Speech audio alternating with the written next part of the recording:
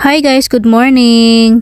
Ngayon ay gagawa ko ng pangagahan namin. Medyo late na ako gumising guys kasi nandito yung mga amo ko. Late na din kasi sila gigising 9 AM. Tapos ngayon ay mas late talaga ako gumising guys kasi yung amo kong lalaki ay nasa sala na tulog. Hindi ako makapaglinis sa sala kaya late na din ako gumising kasi hindi maganda yung pakiramdam niya at ayaw niya mahawaan ang amo kong babae kaya nasa sala siya natulog mag-isa. At itong niluto ko guys, ito yung parata. Ito yung pagkain talaga ng mga Pakistani at saka ng mga Indian. Ito yung number 1 talaga nila na pagkain. Pero ready-made na parata na yan guys. Kailangan lang siya inihitin or lagyan mo ng butter para mas masarap talaga. Meron na yung mga patatas at spices sa loob kaya pwede mo na yung kainin na ganyan lang. Kakain kami ngayon ay may chai at saka pickles. Yan talaga yung pagkain sa Pakistan guys kapag agahan, parata, chai at pickles, as in yan yung pinaka number 1 talaga na pagkain doon. Kung hindi mo pa nasubukan na kumain ng ganito guys, as in sasabihin mo talaga ano ba yung pagkain na yan, parang simple naman, walang ulam kasi sa atin kasi nasanay tayo na may ulam at kanin. Maraming pagkain sa agahan pero ito guys, ito yung pinaka special talaga kasi kompleto na yan sa loob. Tapos kapag kakain ka nitong parata guys, kahit whole day hindi ka kakain, parang hindi ka magugutom, as in ganyan siya ka heavy na pagkain. Sobrang healthy pa nito guys kasi yung flour na ginamit yung brown flour, hindi yung puti na pang baking.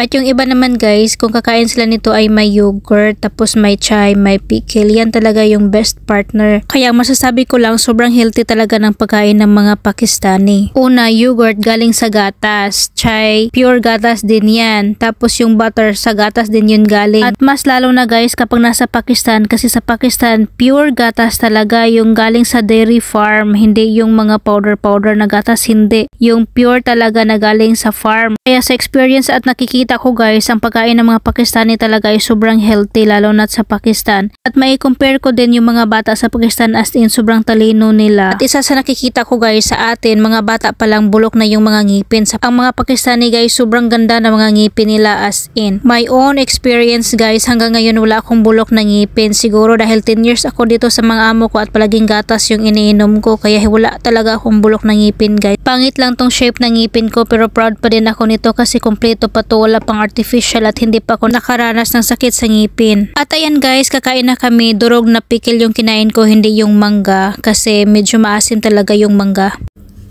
Onion and with cheese. See, look. Cheese and onion paratha. And this is potato paratha.